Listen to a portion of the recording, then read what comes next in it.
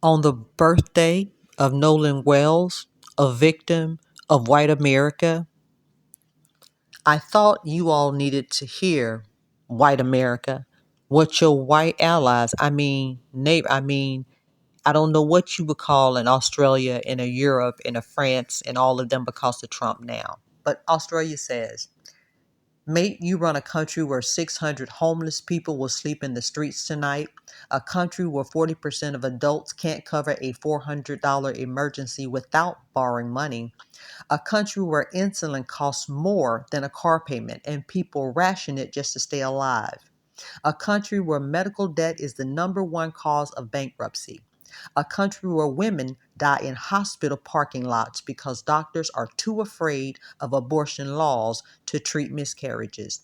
You imprison more of your own citizens than any other country on earth, more than China, more than Russia, more than North Korea. In the land of the free, 2 million people sit in cages, and a quarter of them haven't even been convicted of anything. They're simply too poor to afford bail. Your life expectancy is declining. You're the only developed nation where this is happening. Your infant mortality rate is worse than Cuba's. Your children practice active shooter drills between math and English classes while you sell defense stocks to your friends. Your minimum wage hasn't changed in 15 years. Your teachers work two jobs, your veterans sleep under bridges, and you just spent $1 trillion flattening a country that never attacked you.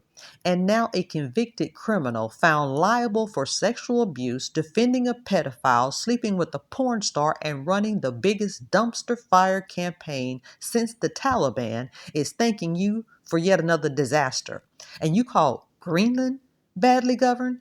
Greenland has universal health care, free education, one of the lowest incarceration rates in the world. Nobody there goes bankrupt because they got sick. Nobody dies in a waiting room because insurance refused treatment. NATO wasn't there for you. When exactly was that, champ? September 11th? Because NATO invoked Article 5 for the first and only time in history for you. Soldiers from dozens of countries deployed, fought, bled, and died in Afghanistan for you. Australia wasn't even in NATO, and we still showed up for 20 years. And then you left at 2 a.m. without telling anyone and left everybody else to clean up the mess. You don't care that a great nation is being terrorized by your friend, and you haven't shown a single ounce of sympathy.